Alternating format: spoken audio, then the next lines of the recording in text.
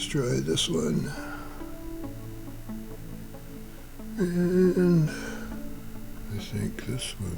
There we go. Hi boys and girls, it's me, Butch. My name is Terry David Silvercloud.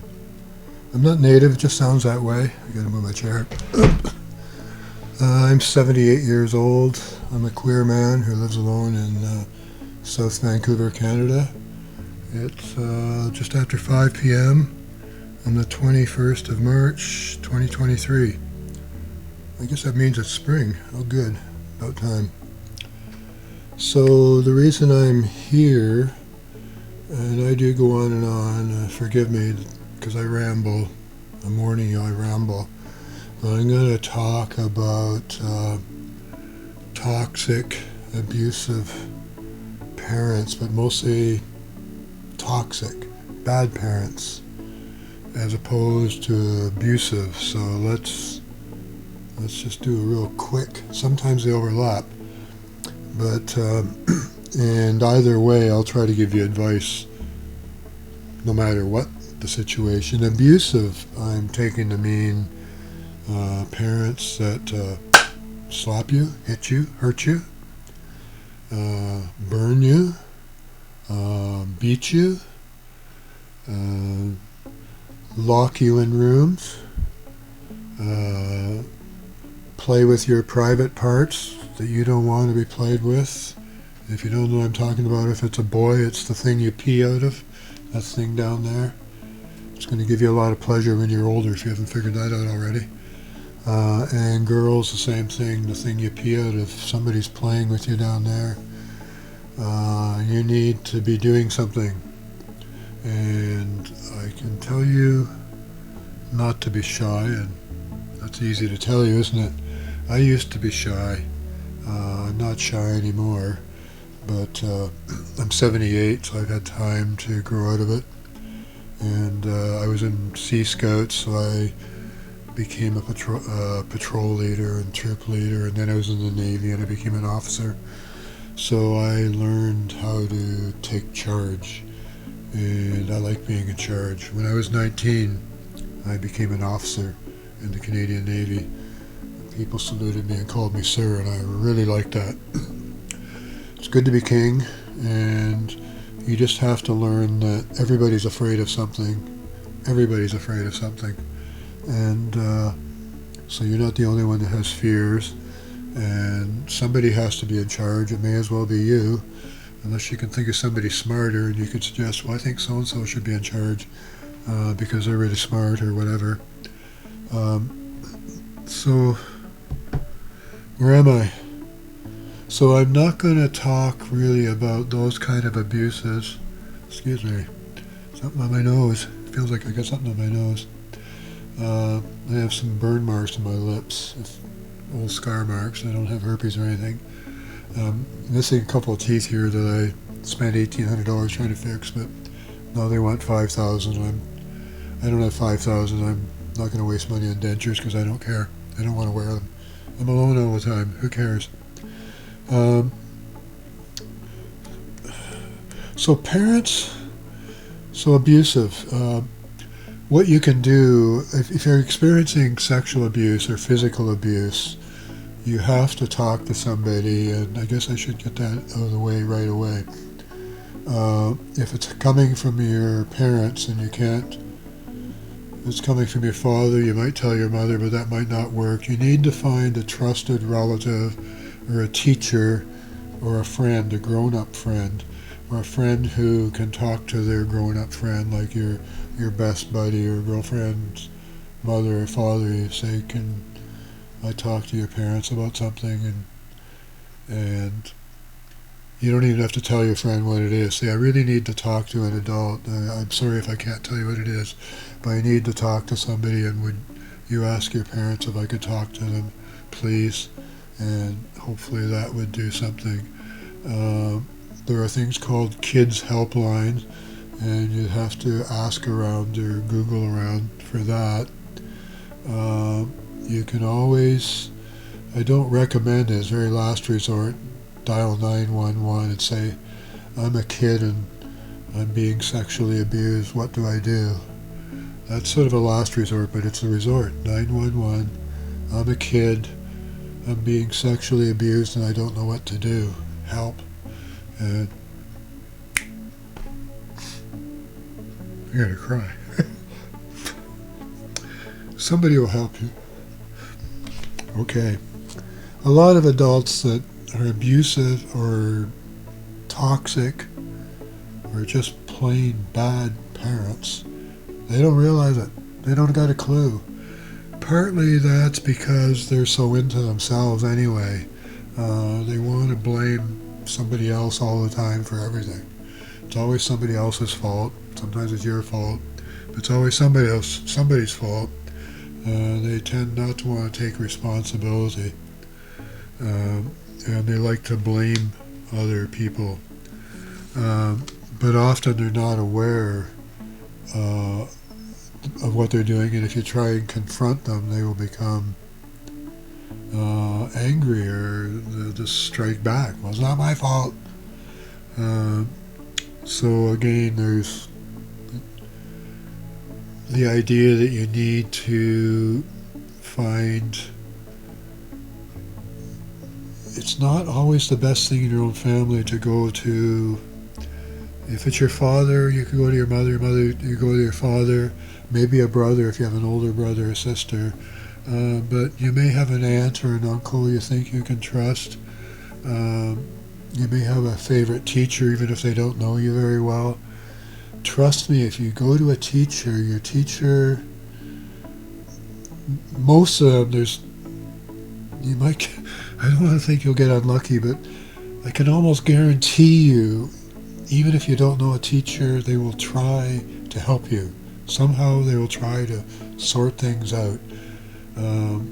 If they seem inclined to make you think, well, you just don't understand the situation, don't give up. Try somebody else. Just don't give up.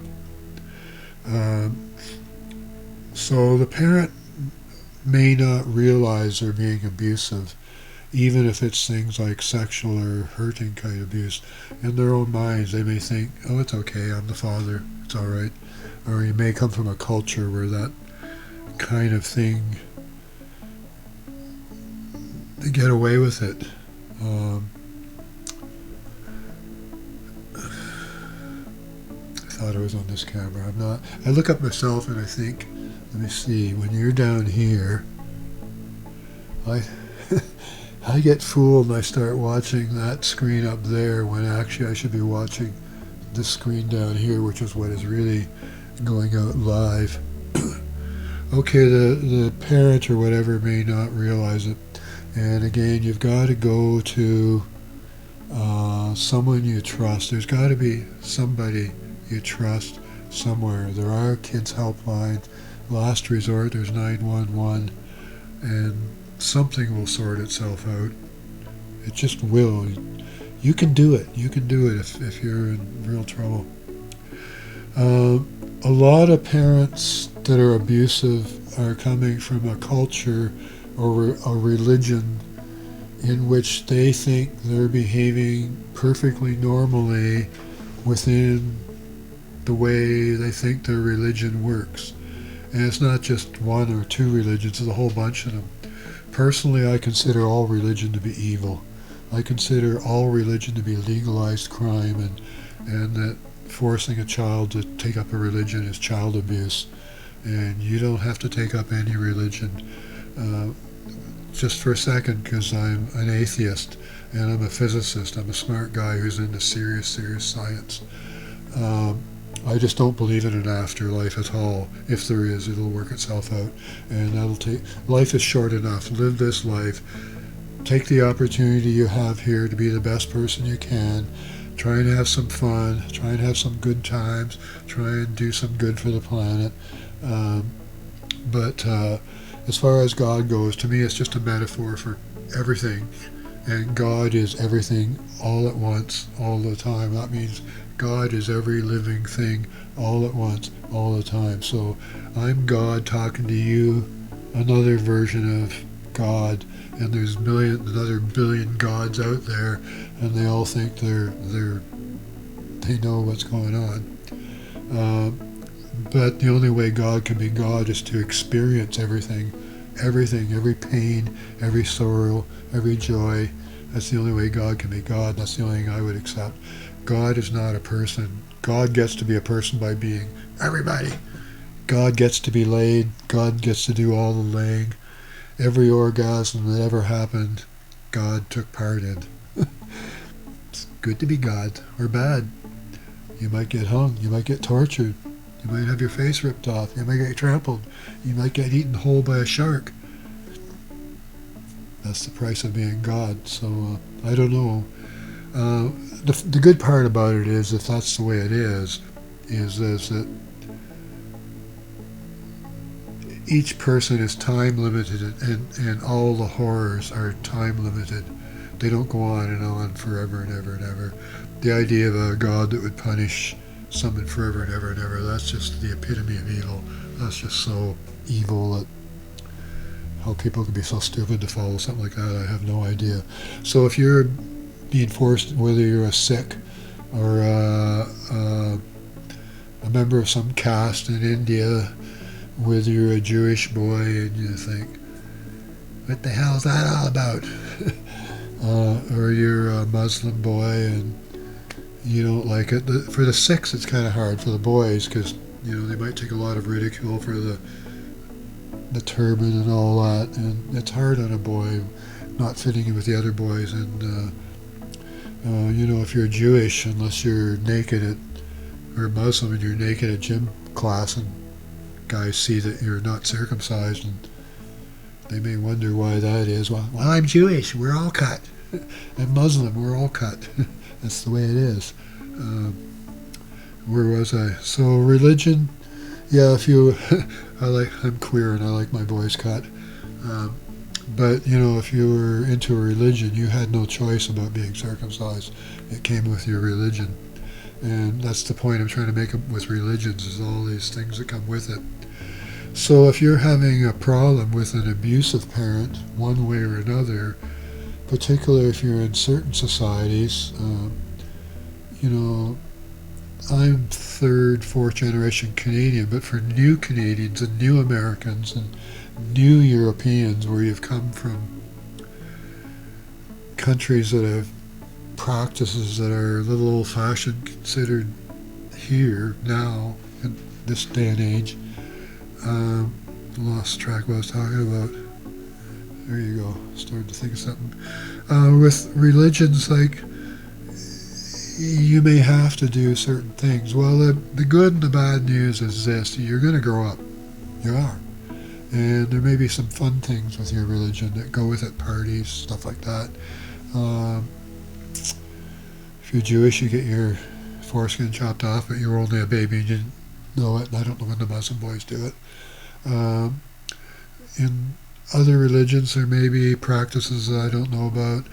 With the Mormon boys, what I think is really horrific is to confirm the brainwashing. They have to go out and do this whole discipleship thing, and just utter brainwashing. I say to all you Mormon boys out there, it's very healthy for your prostate to masturbate. Do it.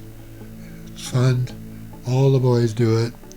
I know you're secretly doing it anyway, but it's okay to masturbate. And science, real health science is showing that, statistically anyway, that for men that don't masturbate or masturbate infrequently, they have a much higher incidence of prostate cancer in later life. So beat that meat, boys.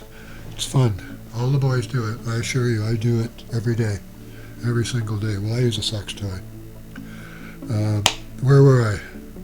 In religion. So the Jehovah's Witness, that's pretty severe brainwashing. And the same thing will happen in the Mormon. I'm not sure about the Sikhs, but I know in the Mormons and the Jehovah's Witness, if you don't follow the party line, you may be disinherited by everyone. Your mom, your dad, your aunts, your uncles. You may have a secret aunt or somebody that secretly keeps in touch with you, but it's all only we know about this. But you may be disinherited by everyone in your religion because you either didn't like something about your religion or you griped about something. So again, you have to say, well, am I going to stick this out?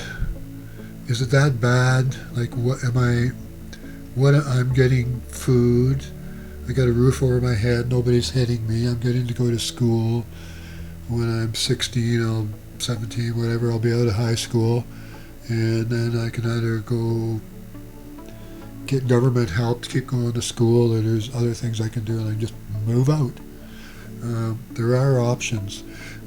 Just after I left the Navy, I'd started a business, a store, and I don't remember much about how I met this one particular boy, except that in my memory, he must have been hanging around my store because I sold clothing to guys I kept boys, I didn't have boy sizes, but I stocked in my pants a boy's shirt size and a boy's pant size 26, which is a boy's 14 and it's a man's 26, because I had a lot of teenage boys. I sold bell bottoms back in the flower power days, hippie days in Halifax.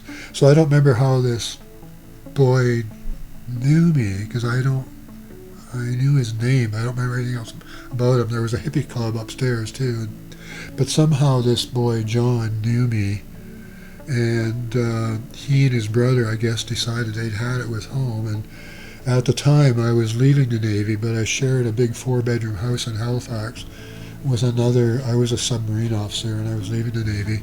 I don't want to get into why all that was about. I had a big fight with the Navy. Well, maybe I could tell you, because it's part of the story, they settled rather than face me in court, which they weren't about to do. They knew they were scared shitless to face me in court. They gave me 7 months pay and allowances, just go away.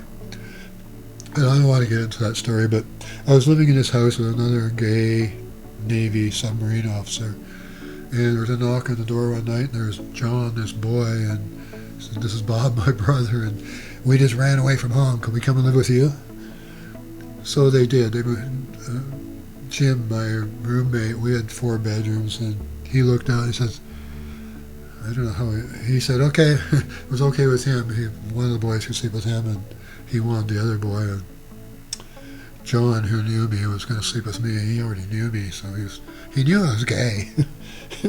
So that they, for whatever reason, they knew they were going to go ask if, like, maybe that's why they thought they could. I don't know. I have no idea. But they moved in with us, and the thing is, that was their decision. They hated home so much, and I never asked. I guess that's why I get along with, I don't want to know. You tell me later if you want to. I'm not going to pry into your privacy. Abusive parents pry into your privacy all the time. They want to know every effing detail about your life. It's none of your business. If I want to tell you, I'll tell you. If you love me, you'll trust me. Abusive parents don't trust you. They just don't. Anyhow, the point is, these boys, for some reason, John thought of me, and why he thought that he could just move in, how he even knew where I lived, I have no idea. I haven't a clue why or how really, I don't. To this day, I don't. But they moved in, and eventually, because I had cut a deal to leave the Navy, I wasn't going to be able to afford this house, and Jim, when I brought the subject up with Jim, who I shared this house with the 2 teenage boys and all their other friends, most of the other guys that come around, and they played drums, so there was a drum set there in the living room, and they turned up. I had a really good stereo. Back in the days when hardly anybody had stereo, I had a state-of-the-art stereo. Stereo was all brand new in the 60s, and so they put on some rock and roll record of, they liked to be drumming away like crazy in my living room. So where am I? So I'm going on now. I told you I would. I said to Jim, we got to get a roommate, and he said, no, I like it. It's great this way. Us and the boys, we worked out the cleaning things. I do house cleaning once in a while, and it's working out great. I love it. But I couldn't afford to do that, so what I did was with Bob, all the time they were living with me, um, I'd been driving them out to their high school in Spryfield and John anyway. I'm not sure about Bob. I just can't. It's a long time ago. It's like 50 years ago. Um, but I talked John into putting up with his dad because I couldn't afford to stay there, and if I was moving out, I assumed they were going to move out. I don't know what Bob and Jim were doing in bed, if anything. Um, but with John, I said, well, I'm moving. You don't have this bed to sleep anymore. I got to move. So why don't you just put up with your dad? You're in your last year of high school. Finish high school and then leave. But finish high school. So he took my advice and he went back home and put up with his dad, whatever it was. Bob, he said, there's just no way, I'm not doing that. And as it turned out, I hired him to come and work for me, and I found him a sort of a bed and breakfast place to live in that was quite reasonable. And I was paying him $50 a week. I think it was about $20, $25 a week for a bed and breakfast. So this is the 60s. Good old days. And then I bought him a second-hand set of drums, and I ended up introducing him to his girlfriend who used to come into the store. She had the hots for him, and I knew it. He had the hots for her, and I knew it. And I introduced them, and they became... that was it. And she became the singer in the band they formed, and he would practice in my store at night. He got a band together, and eventually left. So things turn out. They can turn out for you too if they just have their own diverse ways of going, and you have to have the nerve to get up and go. So if you're in a bad situation and you know you're in a bad situation, and it's not just somebody who swears at you all the time, or a parent that's drunk all the time, or never praises you, never hugs you, never says anything nice about you, you can put up with that shit for a while just for the food. If, like, I came from I'll call it a dysfunctional family. In my old age, I forgive my father and my mother for everything. They didn't know what they were doing. My dad, he was illiterate basically, so he kept food on the table and a roof over our head, and the fact that he was an alcoholic and never much praised me, I understand now. But that's really hard when you're a kid. Never, when you're trying to do something and you get put down for it, oh, I know how to do it better, That's an abusive parent, but you can put up with that sort of shit if you just want to get that high school diploma. Get it. It's so important. It seems trivial, but, 5 years is, when I went to school, it was 5 years in high school. Now it's like 3 or 4. I'm an old man. I can tell you 5 years for me just goes by like that. I'm 78, and I don't even expect to live another 5 years. I try really hard to take care of myself, but, I could drop dead any moment. So cultivate, if you are having trouble, who are you going to talk to? Now, if you don't have a relative, if I didn't mention it, you may have a best friend, and if it's serious, you could tell your best friend, but if it's private, you could, if I didn't mention this already. I gotta blow my nose. Clogs up sometimes. Excuse me, I do painkillers. Damn it. I have arthritis.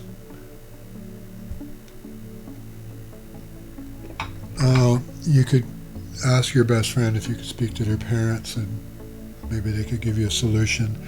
A teacher, if you don't have a trusted teacher, pick one. Pick anyone. You may have a school guidance counselor. Go to the guidance counselor and say, I've got a really serious issue. I don't even know how to talk about it. I don't know what to do.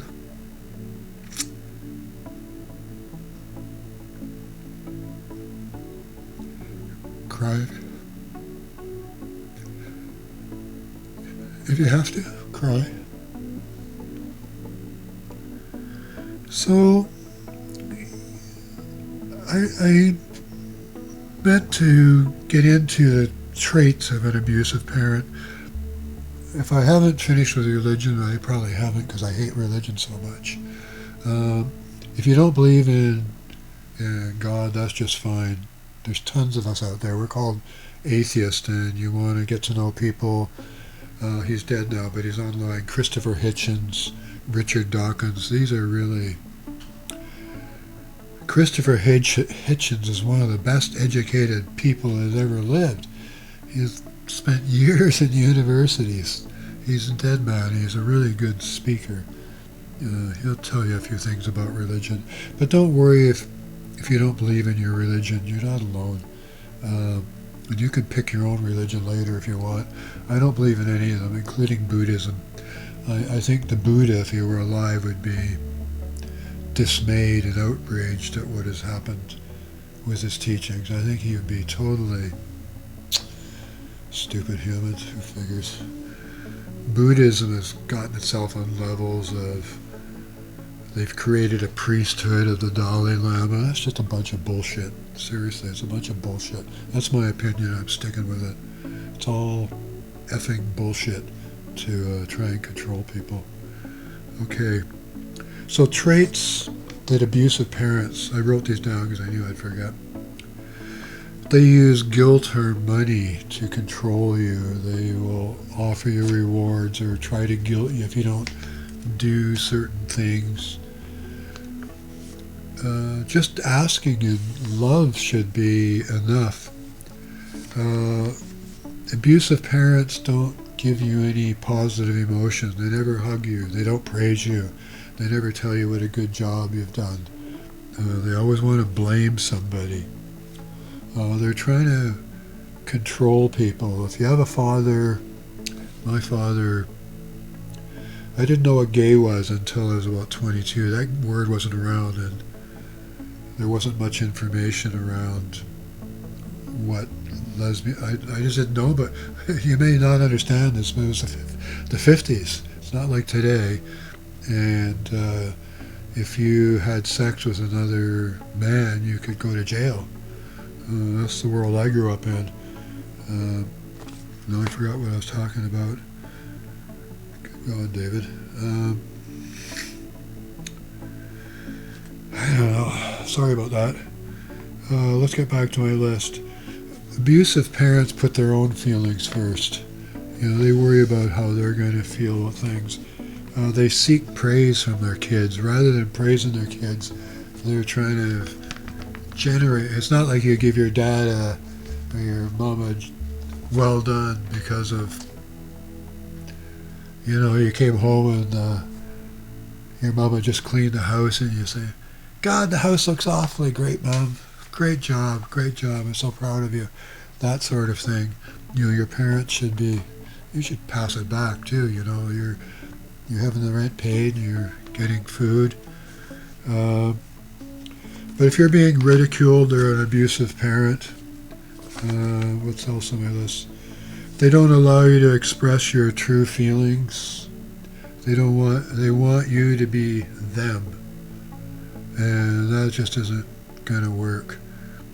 Monet, sometimes I confuse him with Manet. Let's go with Monet, the Impressionist. He is from a long line of judges, and his dad assumed he'd study law and he'd become a judge. And Monet said, I want to draw. So Monet's dad, although he was probably really upset, funded him so he could have a roof over his head in Paris, and that's where his other group, his Impressionist friends, stayed. They were all poor. They had no money. The first Impressionists, Monet's dad was paying the rent on his space, and that's where they had their first show for the Impressionists. And they couldn't get into... can't remember what you call it. The way paintings were shown at an exhibition, they just weren't accepted. So Monet's dad had money and could pay for a few posters that they had printed up, and they had a show in their studio where half of them slept half the time because they had nowhere else to live.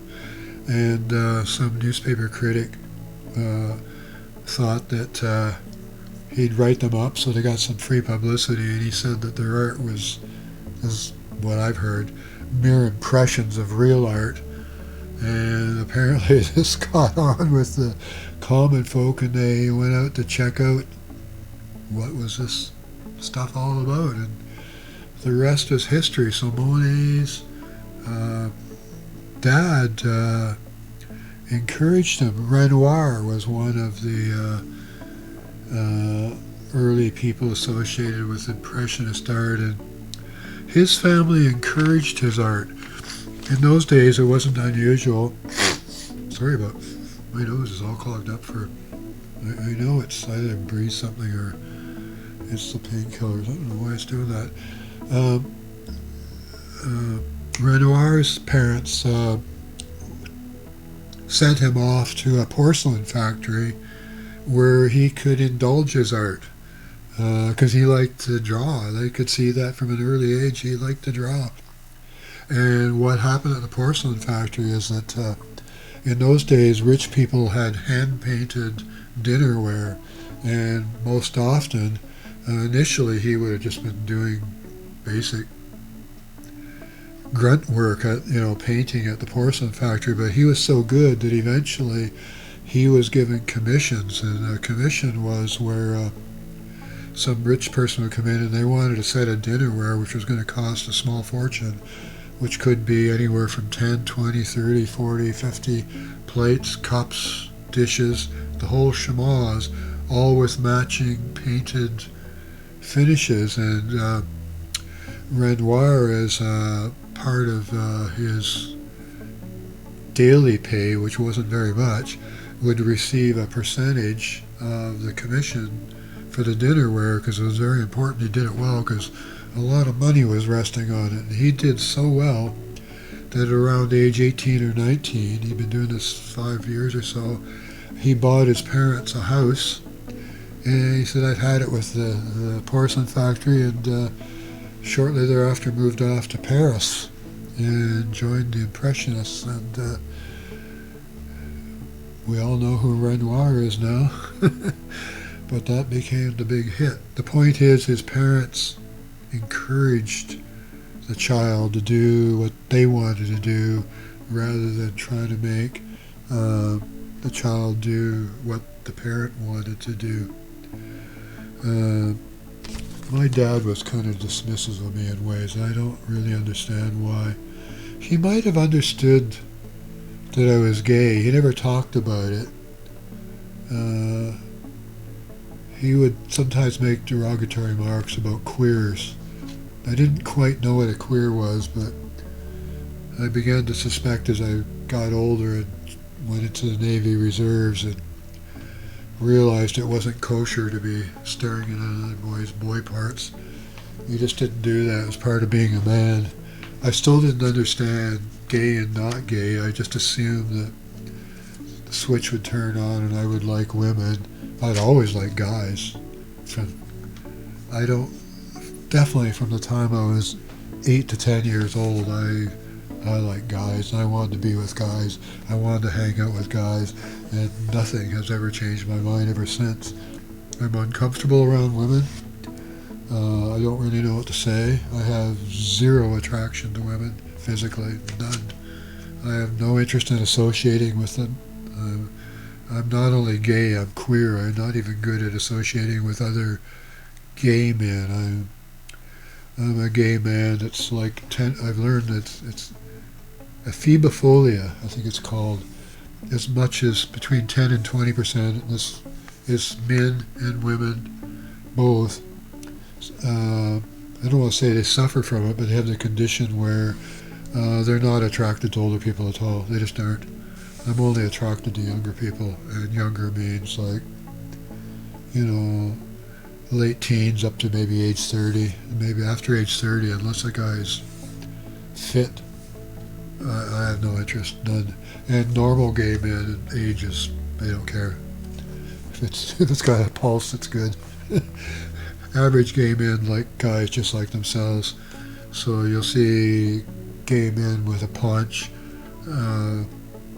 husband and wife with another guy who's got a paunch, and the guys that are fit hanging out with each other, and every now and then you'll see an older guy with a younger man, or an older man with a younger woman, and it's the way they are. So I don't fit in, and I accept it. I had a boyfriend who died 20 years ago, more, 22 years ago.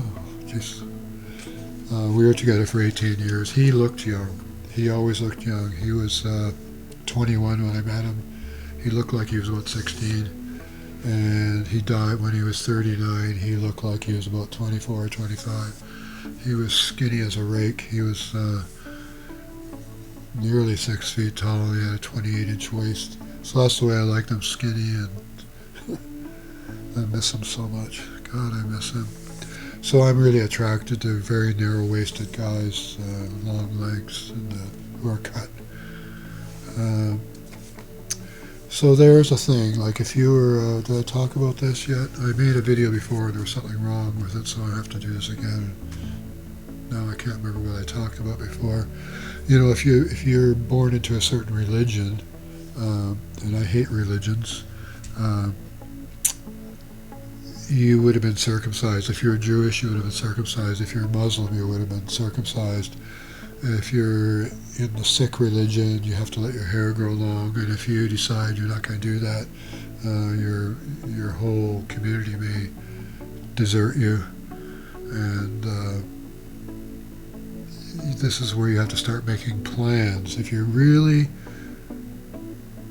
fed up and you cannot take it, if it's physical abuse, sexual abuse, if you're being hit, if you're being locked up at times, if you're being burned or in any way physically hurt, you can report it to the police, you can report it to your teacher, and you should, and let them take it from there. This must not be happening to you. Don't allow it to happen. You can take charge of your own life, and you should start right now. If you're a boy and you're overweight, start looking at your diet and join it. You don't have to join a gym, but start doing some exercise and look after your body. You know, your parents turned you into what you are because you didn't know any better. So if you want to be fit, you can be. If you're young, if you're seriously overweight, you're going to always have, like if you're under 20 and you're seriously overweight, there's certain damage you've done that you'll have to live with all the rest of your life. Like you'll have a hard time getting rid of that last little bit of fat. Oops, which camera am I on? Yeah, I'm on there.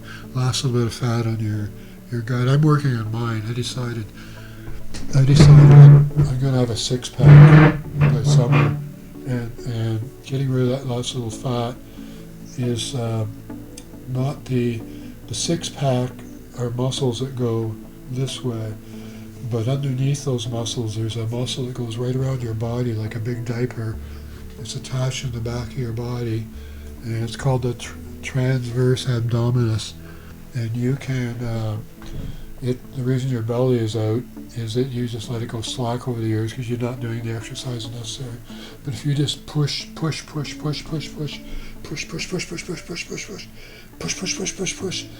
and hold that for 60 seconds several times a day. I can do it and talk to you because I've been doing it for a couple of months now, but I can tell you slowly but surely some of the fat is melting away, and also I'm touching my toes and trying to burn up that fat. And the thing is about losing fat is that once you've got excess skin, you're sort of stuck with it.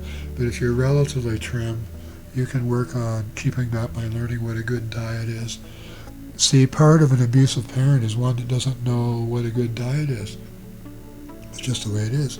You may be eating crap food and you don't know it because nobody told you. And if you're fairly fit, well, you'll know pretty quickly, especially as you get older. If you become like you're a teenager, you'll become more aware of this because fitness and nutrition is something people talk about more now. But you can, you don't need to join a gym to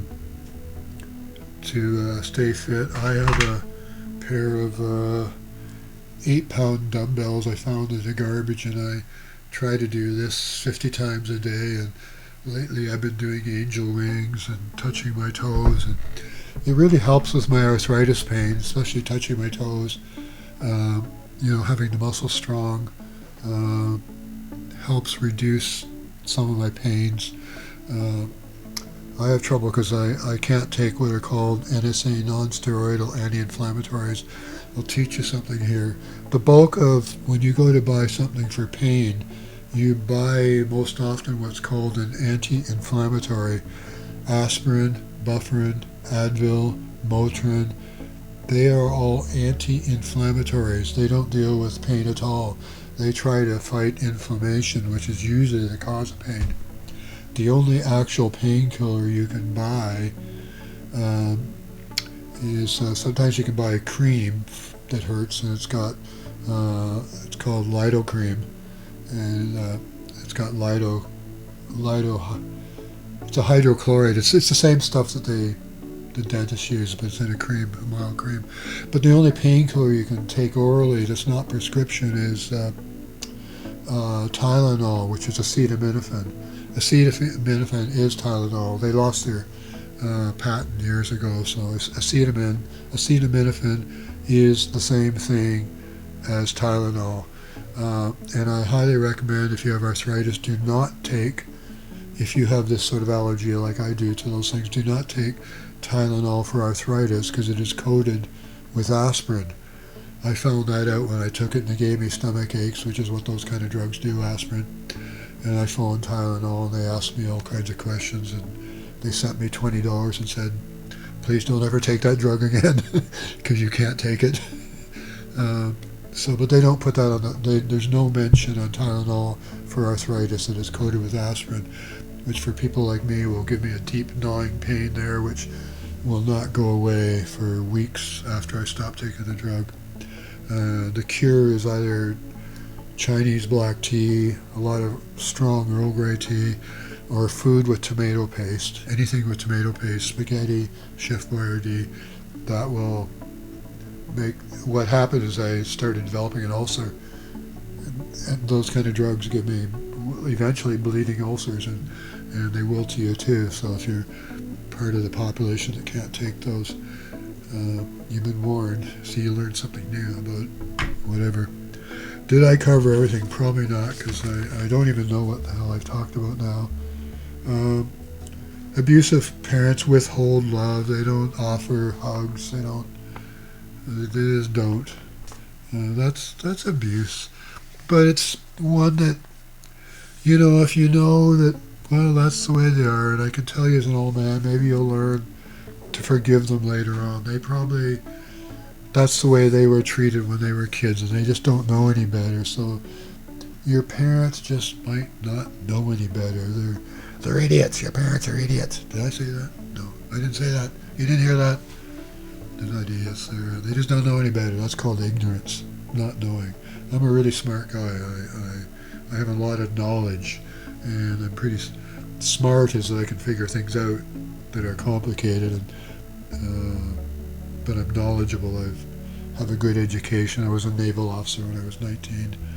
I was a navigator, and I'm into subatomic physics in my old age. I don't know how long I've gone on for. Probably way too long. Way too long. Did I mention abusive parents don't allow privacy? They just don't. They want to know every single thing you did, and you got to tell them. They're highly critical. They don't like I wrote these down. I'm just going to repeat myself a bit. Try to belittle your ideas and goals. You'll never do it. You'll never make it. That sort of thing. Your parents, no matter what, if you want to be an astronaut, your parents should say, go for it, kid, be an astronaut. You need to study sciences more than anything else. More than anything else, the sciences. Any science will do, but the sciences, and get yourself in shape. Start getting yourself in shape, and go for it. You want to be an astronaut, you're going to be an astronaut. They like to control you. So because I'm going to shut up because I know I've gone on way too long, way too long.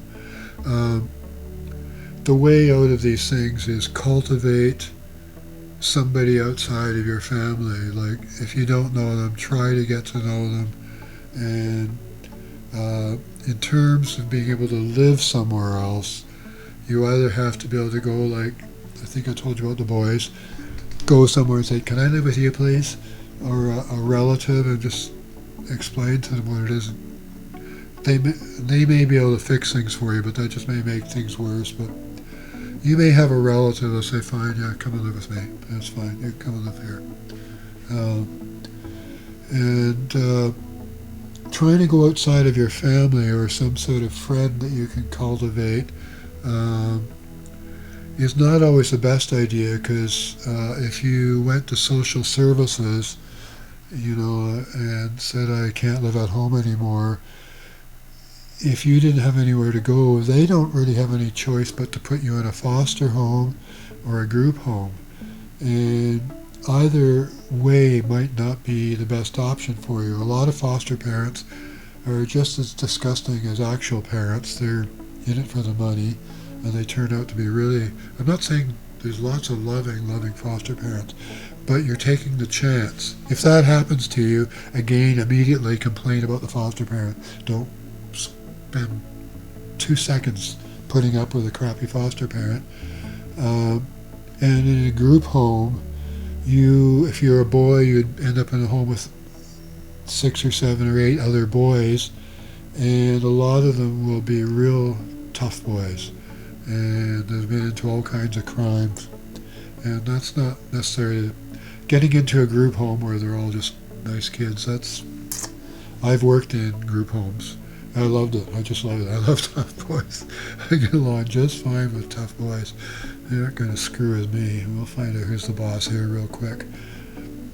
And I praise my boys when they need praise. Never criticize them in public. Never, ever shame. If you're being shamed in public, you're being abused. If you need to be criticized or put down for something, that should be done in private. Shaming somebody is bullying them. It's just plain effing bullying. And it's abusive. And I was an officer, and I tried to be as good an officer as I could. I tried really hard. I tried really hard to tell my boys what a good job they were doing when they were doing it. And I tried to leave the discipline to my petty officer, which was like a sergeant. Like, hopefully he'd be like the parent, and everything could be, if things were getting out of control with,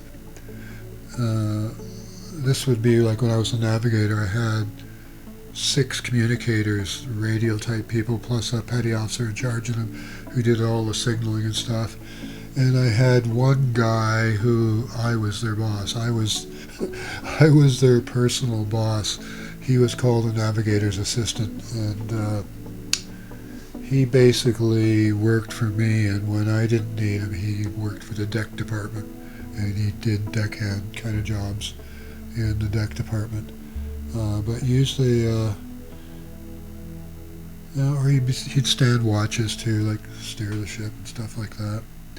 His job was to help me when I needed to do with my sextant and things, and he was trained in how to do that and how to put charts away, and he knew that's what he was trained to do. And my navigator's assistant, he and one of my radiomen, they went AWOL once. Oh, my boys. They were both like, geez, they were young. They were so young. They were about like 19 or something. Not even 20. I don't think they were 20.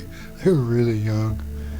And I used to hang out. One of the things I got in poop for, what the Navy found out for, was because I was an officer, apparently I wasn't supposed to hang out in a certain street because that's where a lot of sailors went. And I had a favorite restaurant in that street, which was also a place where gay people went, and I was coming out. I really liked their strawberry milkshakes and apple pie. They had waitresses in those days and jukeboxes. So I walk into the restaurant and there's 2 guys and 2 girls sitting there and my boys. Oh my boys. So what I was supposed to do by the books, was turn them in right then and there. And I just said, I best be seeing you guys back on the ship tomorrow morning. I better be seeing you. You're going to be in so much doo-doo if you aren't back on the ship tomorrow morning. Got it? You got it? They got it, yeah. Of course, they came back to the ship and they had to go for it before the captain and get punishment. The punishment is basically just getting their leave stopped. Yeah. They were such good boys. My boys. I love them. I just love them. Anyhow, yeah, you praise your kids. And I'm going to shut up. And you can get help. Find a friend. Your best friend's parents. Ask if you can talk to them. Trusted auntie or grandma or teacher. Ask for help. You can get help. And if it's just being called names and stuff, well, weigh what you've got. How much longer do I have to put up with this? And is it really that bad? And if you're being physically abused, you got to get out of that situation. You must get out. You must. I get so sad when I think about that. You must get out. Okay, Butchie Pooh's going to, I have to look at it. I'm recording this in an open broadcast system, which is a powerful software that can act like a broadcast studio. So I'm going to, I can hear myself. I'm going to select a different camera. Watch this. I go, first of all, I selected it, and see what you're seeing. Put you over there. Let's try this one. So you're seeing what's down there and up there, and I've selected something else there, and I'm going to click a button right now and it's going to go swipe, and now you're over here on a different camera. So it may freeze up a bit because till it gets going, because it's a Logitech 920, and that's a USB camera. The other cameras were all HDMI being fed through a mixer. And I'm now going to go up and I'm going to call up my big finale here and shut the F up. It was fun talking to you if you're still here. Love y'all. Bye-bye.